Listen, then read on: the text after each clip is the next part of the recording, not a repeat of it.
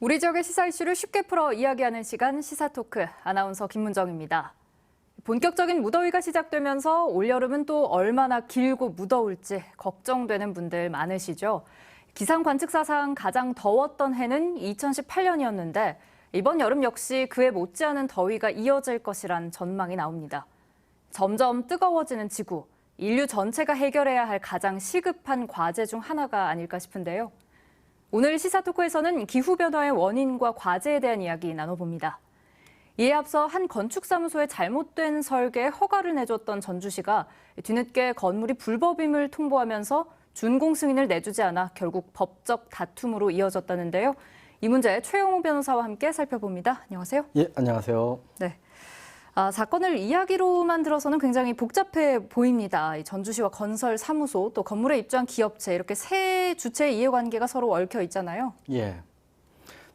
먼저 이제 건물을 짓는 과정 설명을 드리면 이제 제가 건축주고 건물을 짓기 위해서는 이제 설계사무소, 건축사 사무소죠. 그쪽에 가서 설계를 의뢰를 하고 건축사 사무소는 설계를 하고 그 설계를 가지고 건축 허가 신청을 하게 돼요. 그럼 그 건축 허가 신청을 받은 이제 전주시겠죠. 전주 행정관청인 전주시는 법령 위반이 없는지 이걸 꼼꼼히 따져서 허가를 하게 돼요. 그래서 건축 허가를 받으면 건축주는 이제 시공사를 선정해서 이 건축 설계대로 건물을 지으면 돼요. 이제 건물을 다 지으면 준공 승인을 내게 해서 사용검사를 받는 거거든요.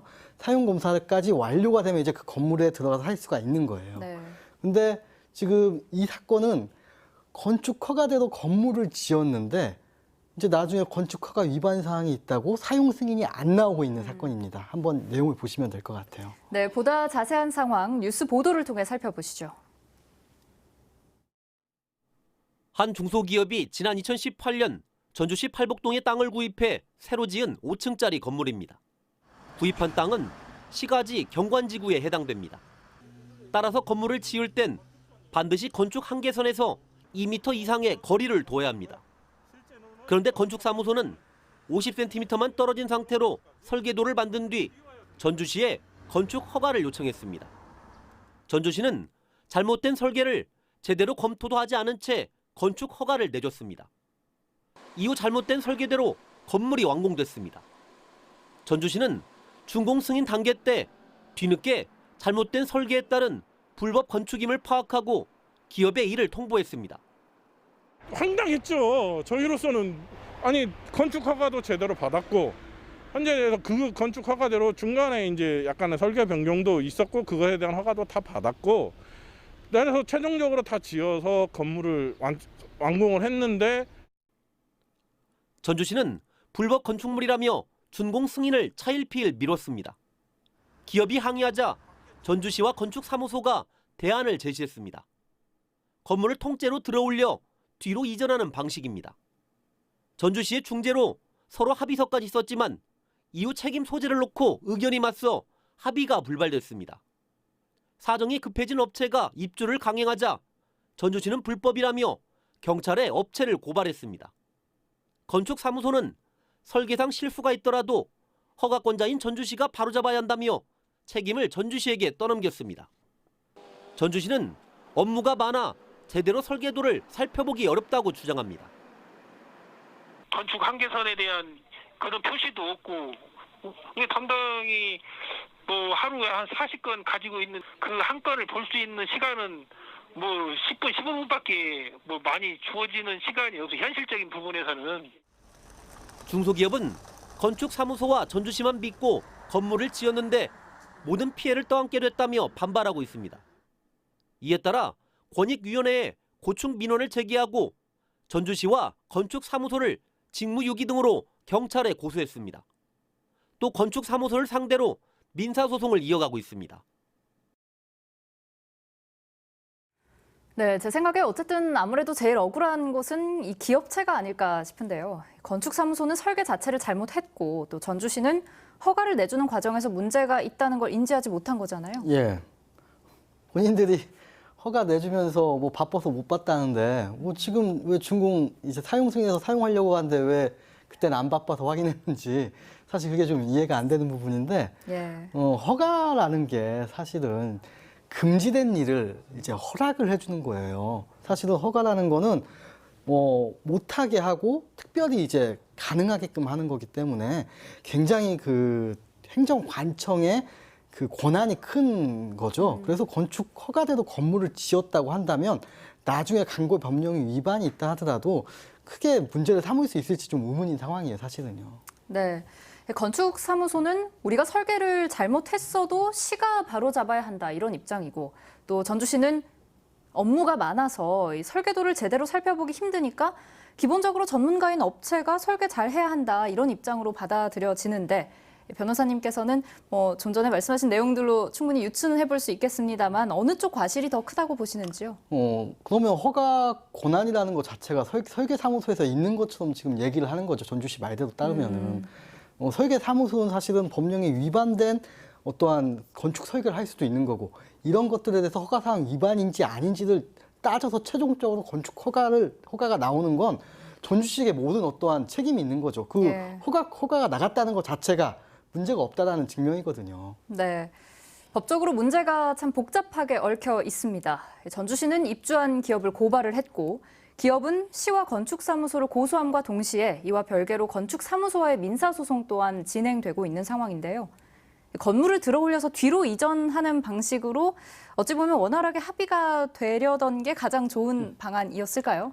그 돈은 이제 누가 부담을 하는지에 대한 그게 문제잖아요. 문제였죠, 사실은. 사실 이제 이런 경우가 아주 흔하진 않지만 또 없진 않아요. 그래서 이 경우를 어떤 식으로 표현할 수 있냐면 건축 허가대로 건물을 지었으나 건축 법령에 위반이 있는 경우예요. 네. 예, 근데 이 경우에 이제 그 전에 이제 건축 허가대로 건물을 짓고 이제 사용하려면 사용 승인을 받아야 되잖아요. 그래서 이 경우 행정 소송이 되게 되면은 사용 승인을 지금 반려를 한 거기 때문에 사용 승인 반려 처분 취소 소송이 있게 돼요. 이게 기존에 이제 행정 소송이 있었던 많이 유사한 사례가 있는 건데 이 경우에 보면은 남의 땅을 침범해서 지은 경우도 그러니까 이 사용자의 어떠한 사익과 공익적 필요를 좀 비교해봐서 공익적 필요가 얼마나 큰지 모르겠지만 이 건축주의 피해, 사익의 어떠한 피해가 너무 크다고 하면 건축 허가대로 지은 거에 대해서 사용 승인을 거부할 수 없다라는 게 지금 판례거든요. 근데 그 경우에는 지금 제가 판례로 드는 사안 같은 경우에는 남의 땅을 침범했음에도 불구하고 이 경우에는 건축 허가를 사용 승인을 거부할 수 없다라고 했는데 사실 이거는 그 건축 한계선에 2m냐 50cm냐 이 차이의 건축 한계선이라는 네. 거는 도시 미관상의 필요거든요. 근데 이걸 가지고 거부할 수 있을까요? 제 생각에는 이게 행정소송이 하나 있을 거고 나중에 이걸 계속 지금 전주시가 못하게 한다고 했을 경우에는 건축주 입장에서는 전주시를 상대로 국가배상 청구를 할 수 있고 설계사무소에 손해배상을 같이 청구를 할 수 있을 거예요. 네. 이번 사건뿐만 아니라 이 세상의 많은 일들이 결과적으로는 그런 것 같은데 각자의 역할에 맞게 기본에 충실하지 않으면 당장은 겉으로 드러나 보이지 않더라도 결국 어느 한쪽에서 둑이 무너지게 되어 있는 것 같습니다. 안타깝고 참 아쉬운 마음이 드는데 부디 원활한 해결 방안 찾았으면 좋겠습니다. 잠시 후 2부에서는 기후변화와 관련한 이야기로 이어갑니다.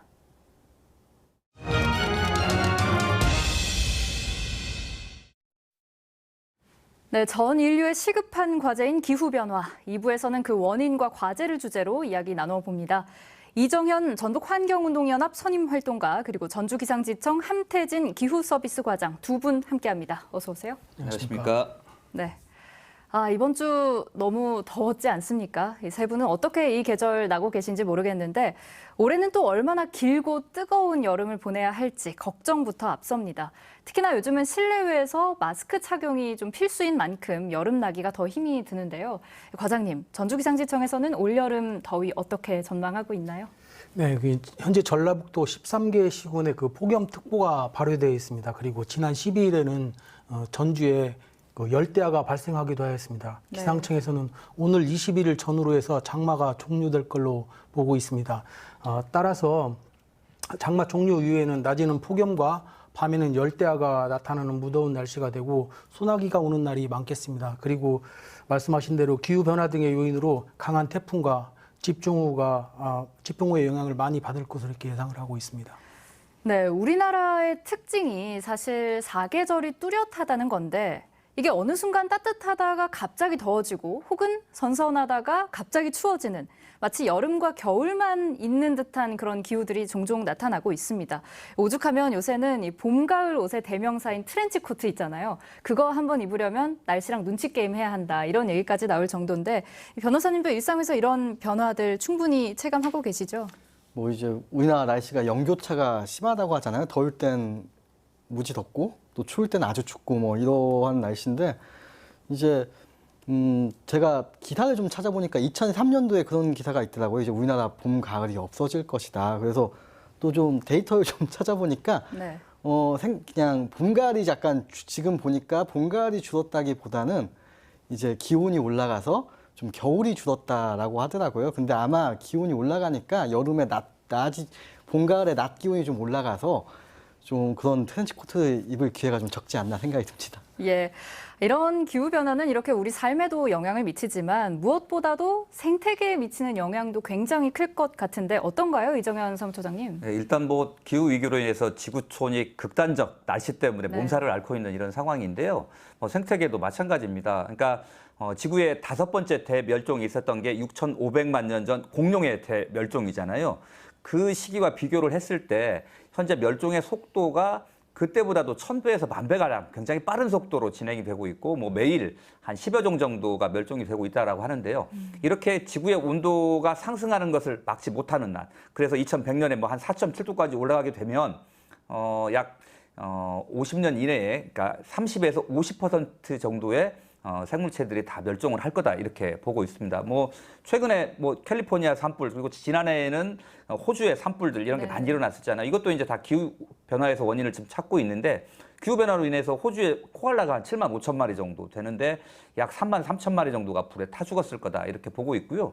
뭐 벌 같은 경우도 지금 벌들이 굉장히 많이 사라지고 있습니다. 야생벌이 한 2만여 종 있는데 한 20% 이상이 지금 이미 멸종이 되고 있다. 그래서 농업에도 큰 문제가 되고 있다 이렇게 보고 있습니다. 바다 같은 경우도 해수면이 상승하고 수온이 상승하면서 바다의 사막화, 바다에 이제 산소가 부족해지는 문제라든지 이런 것들로 인해서 뭐 산호초가 죽어가는 문제들 그러면서 어린 물고기들의 은신처와 서식처가 사라져버리면서 어부들의 삶도 어려워지는 뭐 굉장히 다양한 형태로의 생태계 변화가 영향을 미치고 있다 이렇게 말씀드릴 수 있을 것 같습니다. 네, 이런 변화들은 아까 잠깐 말씀해 주셨지만 농가에서도 쉽게 확인해 볼 수 있습니다. 기온이 상승함에 따라서 농산물 주산지 이동이 나타나고 있는데 각자 예를 하나씩 들어주신다면 어떤 것들이 있을까요? 먼저 과장님부터 좀 해주시죠. 예, 그 전주 기상지청에서는 이런 것을 뭐 기후 변화에 대해서 이제 홍보를 하기 위해서 전주 버스 정류장에 만나는 우리 동네 기후 변화라는 콘텐츠를 전주 시내 주요 버스장과 시내버스 전 노선에 그 홍보를 하고 있습니다. 그리고 농산물 주산지 이동과 관련 콘텐츠는 군산 지역에서 생산 재배되고 있는 바나나를 기후 변화 이야기에 포함시켰습니다. 그렇지만은 이런 이제 열대 작물의 경작에 의한 소득 증가가 결코 좋아해야 할 것인가 한번 되짚어 봐야 될 일이라고 생각합니다.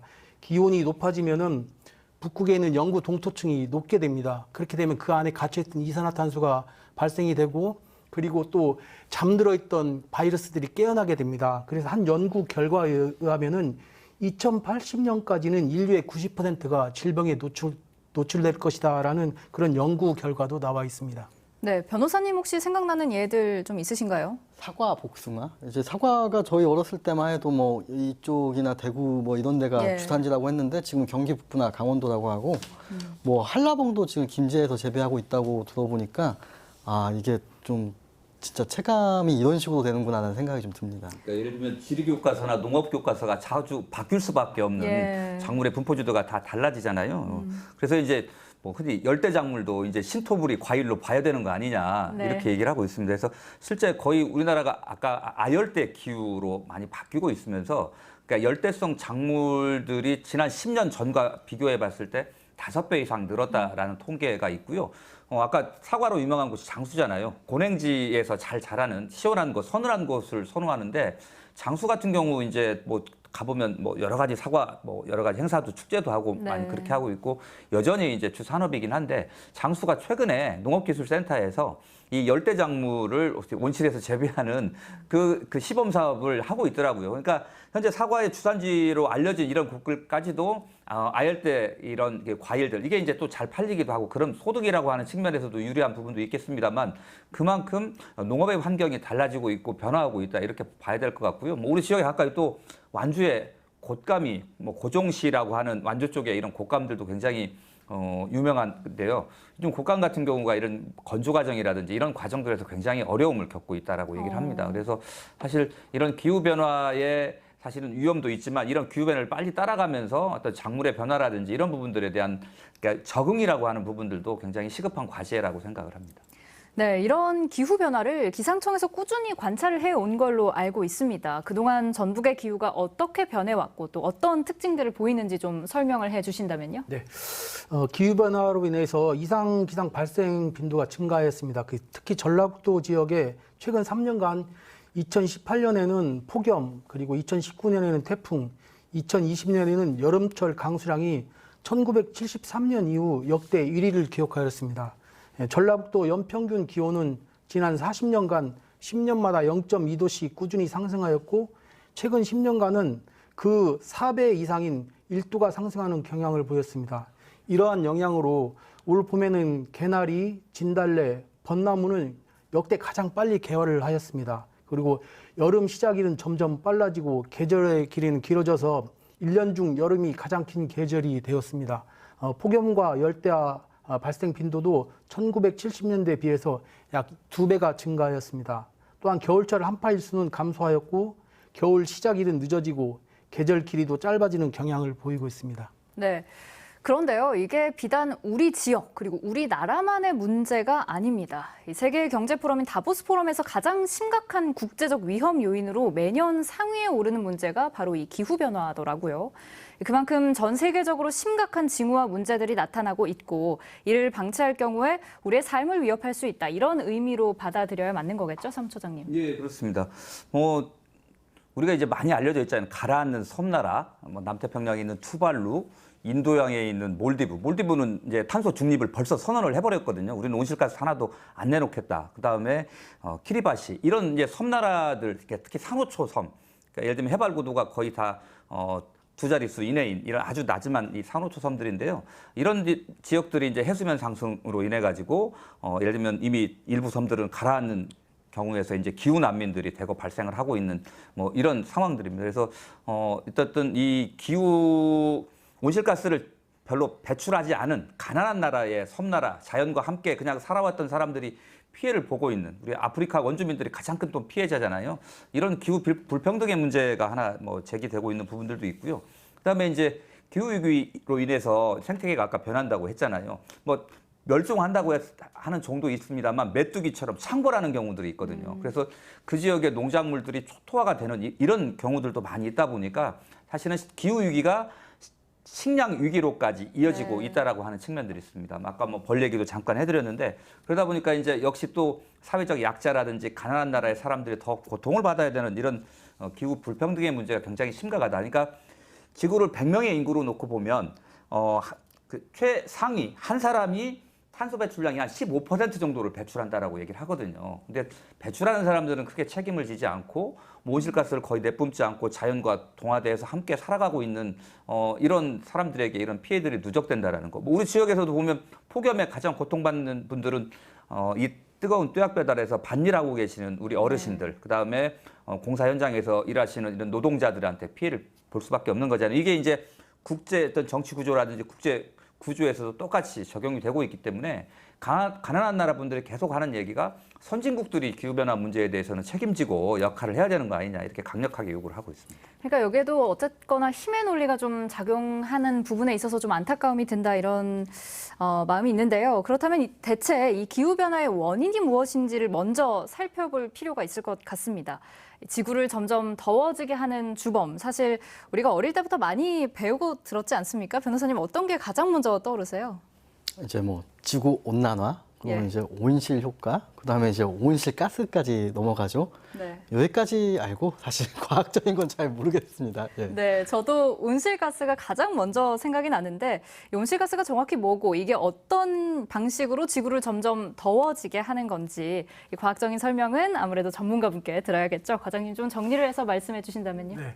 보통 사람들이 온실가스하고 미세먼지를 좀 혼동을 하기도 합니다. 근데 온실가스와 미세먼지는 전혀 다릅니다. 즉 미세먼지는 공장을 멈추고 자동차 운행을 안 하고 이렇게 한 일주일 정도 하게 되면 대기가 깨끗해지겠지만은 그 온실가스는 화석연료를 연소할 때 그 나오는 그 이산화탄소 그리고 아산화질소, 메탄, 오존 등이 있습니다. 그 대기 중에 이 열 에너지를 흡수해서 저장하는 그런 지구의 기온을 저장하는 그런 역할을 하고 이 기체들이 단순간에 없어지는 게 아니고 20년, 30년, 50년 동안 대기 중에 계속 머물면서 그 지구의 온난화, 즉 온실 효과를 가져오고 있습니다. 네. 이 온실가스 이외에도 이 기후 변화를 초래하는 다양한 인위적인 요인들이 있잖아요. 우선 쉽게 생각을 해보면 이 전주만 해도 빽빽한 건물 숲이라고 하죠. 이 건물들 때문에 바람길이 막히면서 도심의 기온이 교외에 비해서 현저히 높은 열섬 현상이 굉장히 심각한데 그 밖에 또 어떤 인위적인 요인들 찾아볼 수 있을까요, 사무처장님? 일단 뭐 저희도 이제 해마다 그 청소년들 한 200여 명과 함께 이 약 150개 지점에서 우리 동네 구석구석에 대한 온도를 좀 측정을 하고 있거든요. 그리고 이제 특히 여름철 7월과 8월은 매주 주말 저녁 9시 그리고 그 다음 날 아침 8시 온도를 좀 측정을 하고 있는데요. 전주에 2018년 같은 경우는 그러니까 저녁 9시와 아침 8시가 모두 30도가 넘던 날이 있더라고요. 그러니까 정말 이 잠 못 드는 네. 이 고통에 찬 밤을 보냈을 것 같은데요. 그러니까 도시가 더욱더 심각한 이유는 아까 말한 대로 대기가 정체되어 있기 때문에 그렇고요. 또 하나는 우리가 이제 도시 같은 경우는 이 콘크리트랑 아스팔트 포장 면적들이 많잖아요. 그러니까 빗물들이 어느 정도 들어가서 이 땅이 좀 습도가 좀 유지되어 있고 그렇게 되면 이 열의 온기들을 조금 잡아줄 수가 있는데 그게 안 되고 빗물들은 그냥 다 그 우수관로를 통해서 전주천으로 해서 바다로 빼버리잖아요. 그러니까 사실은 습도도 별로 없고 늘 뜨거워서 달궈져 있는 상태다 보니까 대기가 이게 바람이 크게 불지 않는 곳 이런 곳에 있는 상황이다 보니까 비닐하우스처럼 갇혀 있게 됩니다. 그래서 더운 거고요. 그나마 강바람과 산 계곡에서 불어오는 바람들이 이 멈춰진 공기를 좀 흩어주면 더운데 대부분 하천 옆으로 고층 아파트들이 다 들어서 있고요. 또 경관이 좋은 뭐 전주 같은 경우는 무악산을 바라보는 곳들이 전부 다 고층 아파트로 둘러싸여 있기 때문에 이런 바람들이 멈춰 있는 부분들이 좀 있습니다. 그게 이제 아무래도 저희가 온도를 측정해 보면 아무래도 차량이 많은 곳, 아파트 단지가 밀집해 있는 곳에 온도가 높게 나오고요. 아무래도 녹지가 있는 도시 공원이라든지 도시 숲, 하천 주변이 온도가 낮은 걸로 그렇게 나오고 있습니다. 네, 변호사님 혹시 또 생각나는 요인들 있으세요? 그냥 생각해보면 도시 자체가 굉장히 인위적인 것들의 집산이잖아요. 사실은 건물, 여름 같은 경우엔 건물에서 시원하게 한다고 에어컨 틀고 그럼 실외기가 돌아가고 있고 거기서 열을 뿜고 있고 네. 차가 다니면 차에서 열을 뿜고 있고 사실 아스팔트도 열을 뿜고 있잖아요. 뭐 그러니까 사실 도시 자체가 사실은 인위적인 것의 집산인 거죠. 예. 네, 과장님 어떻게 보시는지요? 예, 그 도시화가 진행되고 이제 콘크리트 건물들이 기후 변화에 영향을 뭐 일부분 주고 있습니다. 그래서 도시에 나무를 심고 그리고 이제 도로 포장재 자체가 습기를 머금을 수 있는 그런 소재들이 개발되고 또 과거에는 그냥 콘크리트가 열을 흡수했는데 그 콘크리트에 도료를 칠해서 열이 반사되는 그런 그 소재들을 개발하고 있고 지금 일부 사용하고도 있고 그렇게 하고 있습니다. 그러면 자연적인 요인들에는 어떤 것들이 있을까요? 네, 그 지구 온난화의 자연적인 요인으로서는 화산 폭발 그리고 지구 공전궤도 변화, 그 태양 에너지 변화를 들 수 있습니다. 그러나 지구 온난화의 그 가장 주요 원인은 사람이 만들어내는 이산화탄소입니다. 그 산업혁명 이후 인간의 활동에 의해서 이산화탄소가 최근 100년 동안 약 100ppm이 많아졌습니다. 그리고 그래서 이제 공기 중에 이산화탄소 동위원소를 분석을 해보면은 자연에서 나오는 이산화탄소와 그 우리가 인위적으로 발생하는 이산화탄소의 구조가 다릅니다.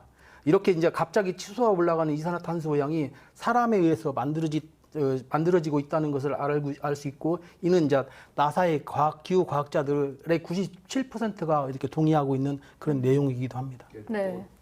뭐 큰 틀에서 말씀하셨으니까 우리 살고 있는 우리 주변 지역을 놓고 보면 그러니까 가장 크게는 녹지 면적이 계속 줄어가고 있다라고 보시면 됩니다. 그러니까 온실가스를 흡수할 수도 있고 도시를 일정 부분 온도를 좀 낮출 수 있는 기능을 하고 있는 곳이 대표적으로 숲이고 또 하천이거든요. 근데 아까 하천에 바람길들 막혀 있고요.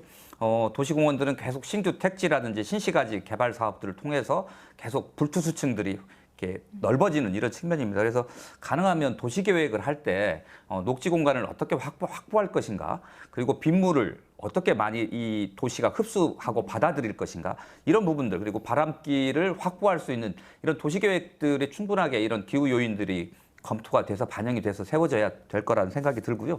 뭐 그런 의미에서 이제 최근에 종합 경기장을 뭐 어떻게 만들 것인가, 대한방직 부지를 어떻게 이용할 것인가라고 하는 부분에 있어서도 가장 큰 문제는 기후 위기에 대응할 수 있고 또 우리 시민들이 좀 쉬어갈 수 있는 녹지 공간, 그러니까 공원이라고 하는 공간들을 어떻게 만들어갈 것인가, 이게 가장 중요한 문제라고 생각을 합니다. 네, 도시 설계 계획에서부터 고민이 필요하다 이런 말씀해 주셨는데 변호사님 어떤 생각 갖고 계신지요?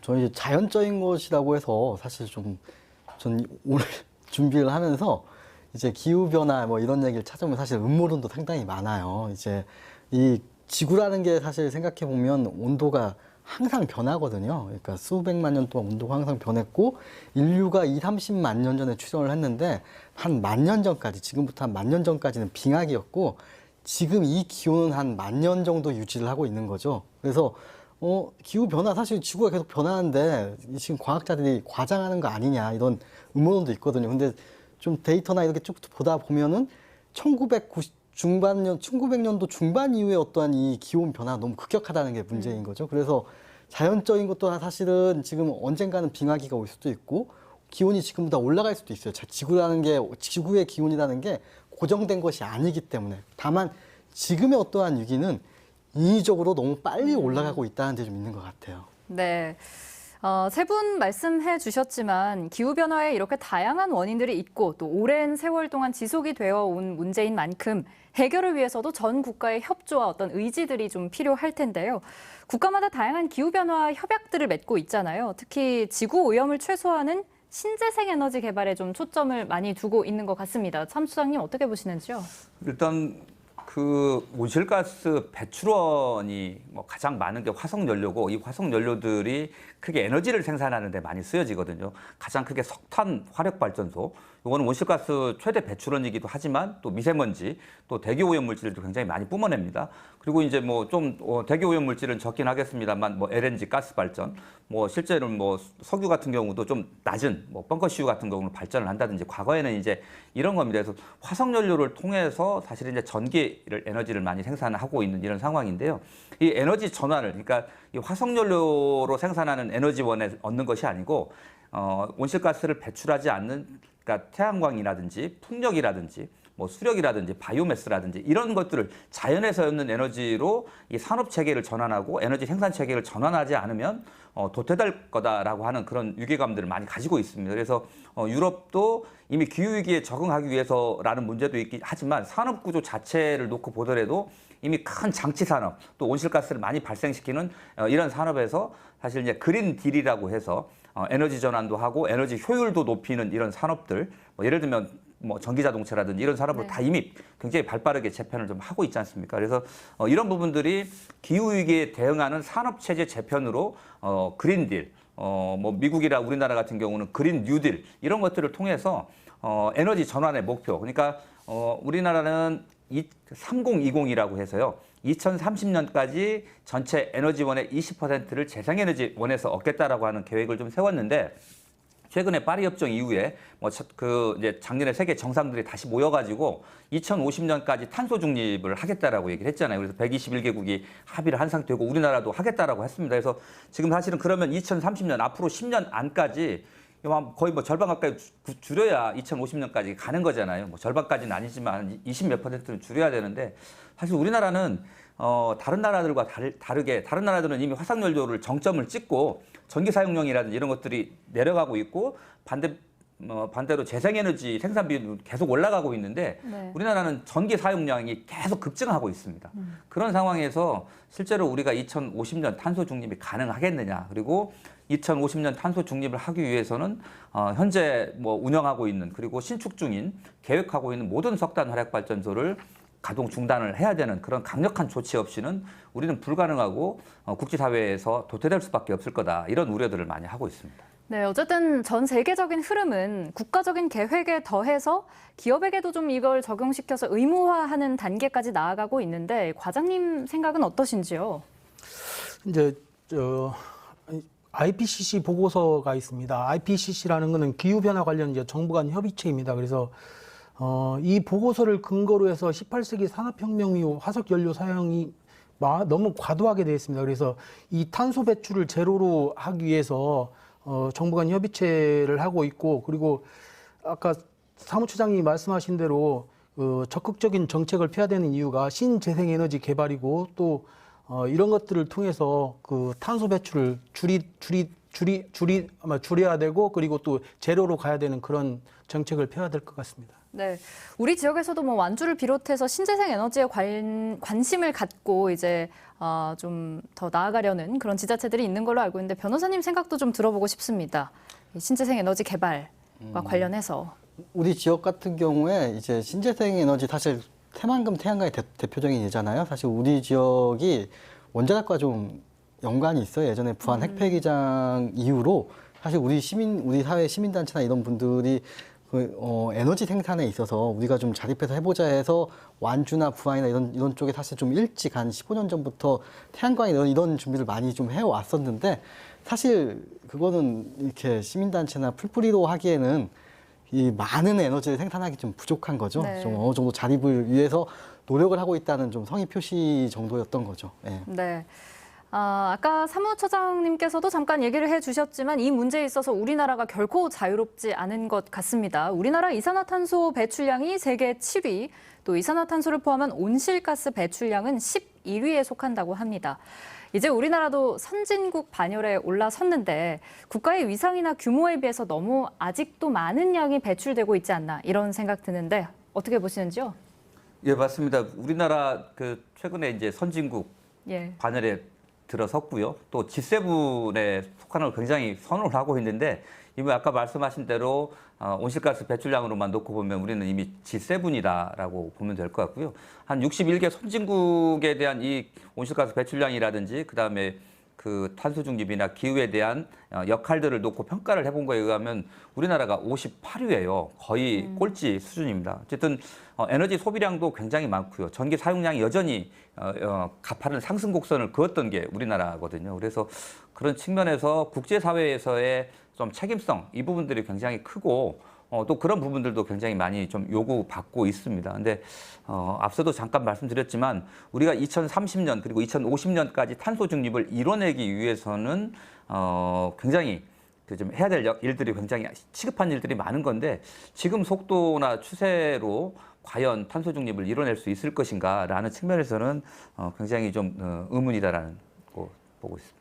예, 그 걱정에 더해서 사실 기후 변화의 피해자는 물론 우리 모두지만 사회적으로 취약계층, 또 세계적으로는 개발도상국들의 아무래도 더 큰 피해가 갈 수밖에 없는 만큼 국가적 차원에서 배려와 책임감을 갖고 해결해야 할 문제가 아닌가, 이런 생각 드는데 변호사님 어떻게 생각하시는지요? 우리나라 내로 보아도 사실은 취약계층이죠. 건물에서 에어컨 바람을 못 쐬거나 겨울에 난방을 제대로 못 하시는 분들이 사실은 이 기후 변화에 가장 취약하신 분들이거든요.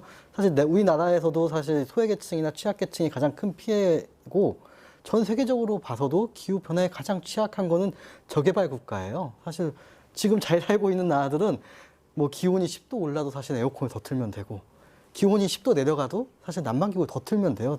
있는 사람들은 사실 크게 기후 변화에 크게 영향을 받지 않는데, 가장 문제는 저개발 국가죠. 근데 지금 기후 변화에 대해서 가장 불만이 있는 나라 저개발 국가인 것이 뭐냐면은, 기존에 지금 사실은 이 탄소 배출을 줄이자는 건데, 이게 사실은 2000년대 이후를 기준으로 해서 지금 현재 수준에서 줄이자는 거지, 지금 저개발 국가 같은 경우에는 우리도 이제 산업화도 하고 공장도 만들고 발전소도 만들어야 되는데 왜 기준을 왜 그런 식으로, 지금 니네들은 충분한데 우리는 이제 발전을 못 하는 거냐, 사실 이런 불만도 지금 있는 과정이거든요. 그래서 지금 기후 변화로 인한 어떠한 갈등은 제 생각에는 이 선진국과 후진국의 갈등이 가장 클 것 같아요. 피해는 피해대로 가장 크게 보고, 지금 이 개발에 대한 어떠한 욕구 자체도 지금 충족시키지 못하는 이 불안감까지 가지고 있으니까요. 네, 과장님 생각도 들어보겠습니다. 기후 이제 위기가 닥치면서 사람들이 이제 북극곰을 염려하고 있습니다. 그런데 지금 이제 환경보호나 동물보호를 외칠 때가 아니고 사람이나 지금 인류를 더 걱정해야 되는 시기가 돌아오고 있습니다. 이제 2018년 인천 송도에서 48차 IPP IPCC 총회에서 지구 온난화를 1.5도로 묶자는 그런 특별 보고서를 최종 승인하였습니다. 기후학자들이 지구 기온 2도 상승을 기후변화의 그 티핑 포인트로 보고 있습니다. 만약 이제 지구의 온도 상승이 2도를 넘게 된다면은 지구 스스로 제자리로 돌아오는 그 복원력을 잃어버리는 것입니다. 그래서 가만히 있어도 지구 스스로 기온을 이렇게 상승시키는 겁니다. 지구가 더워지면서 이제 태풍, 홍수, 가뭄이 늘어나고 사무처장님이 말씀하신 극한의 기후들이 나타납니다. 연구 결과를 보면은 자연계에서 온도 1도 올리는데 약 1000년이 걸리는데 산업화 이후 100년 동안 1.2도가 올라갔습니다. 결과로 지구가 더워지면서 해수면 상승으로써 앞으로는 세계 3억 명의 사람이 살던 곳을 떠나가지고 다른 나라로 피난해야 됩니다. 그러면 이 사람들을 받아주는 나라가 있을까요? 아까 말씀하신 남태평양 섬나라 투발루는 벌써 잠겨가고 있습니다. 이게 아마 우리나라의 일이 될 수도 있겠습니다. 네. 그러니까 이게 국가적 양심이라든지 어떤 선한 마음에만 기대기에는 사실 뭐 이런 것들은 아니란 대처가 아닌가 이런 생각이 들고 사무처장님 의견도 좀 들어보고 싶습니다. 예, 그러니까 저는 그러니까 어찌 보면 기후 위기가 지구는 하나의 공동체라고 하는 그런 것들을 보여줬다고 생각을 합니다. 물론 이제 선진국의 책임이 있긴 하죠. 근데 이제 계속 이 선진국의 책임만 강조하면서 중국과 같은 이 개발도상국, 신흥 이 거대한 예를 들면 생산과 소비력을 가지고 있는 나라잖아요. 이런 나라들은 니네들은 아직 발전 안 했으니까 좀 봐줄게 이런 문제는 아니다라는 겁니다. 이미 얼마 전에 제러미 러프킨이라고 하는 미국의 미래학자, 경제학자가 하는 얘기가 우리 지구는 이제 면도할 만한 금의 시간밖에 남지 않았다라는 겁니다. 지금 이제 집이 불났으면 함께 힘을 모아서 불을 꺼야지 누가 책임이 더 많냐 이거 따질 때 아니라는 겁니다. 뭐 중국 분들도 이제 소득의 수준이 올라가니까 뭐 우리나라처럼 자동차가 2천만 대가 넘어가듯이 그럼 거기는 5억 대가 넘어가는 거잖아요. 근데 그분들한테 우리가 강요는 할 수 없는 거지만 중국 역시도 지금과 같은 대량 생산과 대량 소비 사회에 이런 폐단의 문제들을 계속 이어가는 것들이 적절치 않으니까 같이 줄이자라고 저는 노력을 해야 된다고 생각을 하고요. 그러니까 저희가 단순하게 기술적으로 탄소를 줄이는 거에만 목적을 두게 되면 전에 설국열차라는 영화 보면 이산화탄소를 기술적으로 그냥 흡수를 해버리잖아요. 포집을 했는데 이게 포집을 너무 많이 해버려가지고 갑자기 이 완전한 빙하기가 와가지고 지구가 꽁꽁 얼어버리잖아요. 근데 그건 과학기술 만능주의가 아니고 우리의 삶의 방식들을 그러니까 땀 흘려 일하고 어려운 사회적 약자라든지 가난한 사람들을 좀 더 배려하고 여행을 가더라도 공정무역으로 가고 무역을 하더라도 공정무역을 하고 뭐 이런 방식으로 지구촌이 서로와 서로를 배려하는 그런 저는 이런 시기로 그 문명의 대전환, 에너지 전환을 넘어서 문명의 전환으로 나가야 되는 그런 시기 아닌가 싶습니다. 네, 굉장히 좋은 말씀을 해주신 것 같은데 국가적인 해결책 모색도 중요하지만 어쩌면 환경에 대한 개개인의 관심과 실천으로도 지구의 온도를 낮출 수 있을 것 같습니다. 우리가 쉽게 실천할 수 있는 방법들이 어떤 것들이 있을까요, 과장님?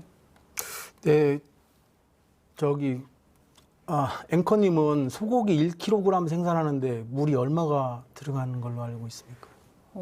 자세히는 모르겠는데요. 1kg보다 훨씬 더 많이 들어갈 것 같긴 합니다. 15,000리터가 들어갑니다.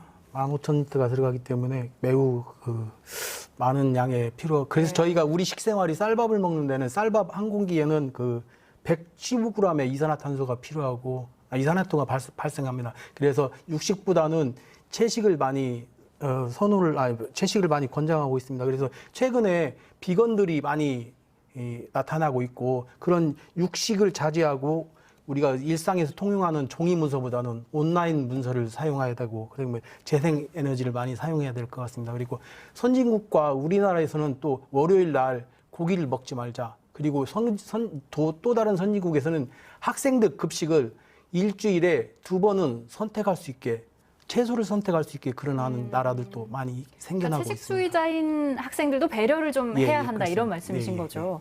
변호사님 또 생각나는 거 혹시 있으신가요? 저는 이제 이 탄소 위기, 기후변화 위기 얘기를 들어보면서 사실 지금 만약에 우리 삶을 이대로 사실 우리나라 선진국이잖아요. 지금 이 삶을 유지를 하고 자동차를 타고 에어컨을 틀고 난방기를 틀고 플라스틱을 쓰고 이런 삶을 유지를 한다고 한다면 사실 이 탄소 기후 변화나 이 탄소 배출을 줄이는 어떠한 이런 생활은 사실 불가능한 거죠. 단순히 신재생 에너지 늘린다고 하는 것도 안 되고, 사실 조금 가능한 방법은 원자력 발전소 계속 더 늘리면 그나마 좀 가능한 방법일 수 있겠죠. 근데 지금 우리 삶을 유지하는 한에서는 안 된다는 생각이 들어서, 사실 생각해 보면 저희 어렸을 때 에어컨이 없었어요. 은행이나 가야 이제 에어컨 바람 쐰다고 했었고, 근데 지금 여기서도 지금 틀고 있고, 학교도 틀고, 사무실도 틀고, 어디서든 에어컨을 틀거든요.